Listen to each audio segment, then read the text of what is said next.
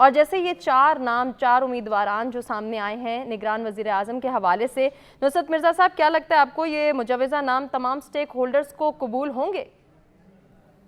देखिए, बुनियादी तौर पर जो नाम आए हैं उसमें कुछ तो अब सवाल ये है कि किस बुनियाद पे आए हैं, क्या इसका क्राइटेरिया है, क्या बुनियाद बनाई है इसको।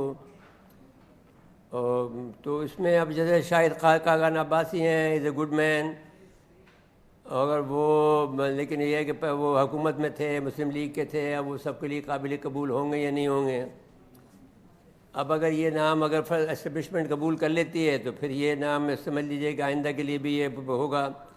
लेकिन अब इसमें मसला ये होता है कि जब आदमी ये बन जाता है तो फिर वो इलेक्शन में हिस्सा नहीं ले सकता है। तो कोई पॉलिटिशियन इस बात पर राज़ी नहीं होगा कि वो मैंने इंटरिम गवर्नमेंट के अंदर वज़ीर आज़म बने।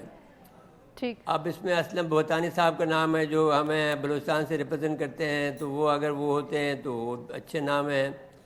बहरहाल फवाद हसन फवाद को अगर फिर नवाज शरीफ साहब में जो किसी को अगर सज़ा देनी है या अगर उसको मज़ीद चढ़ाना है तो फवाद हुसैन फवाद का नाम एक ऐसा है कि जो ब्यूरोक्रेट है, साबिक ब्यूरोक्रेट है, तो वो लिए जा सकते हैं।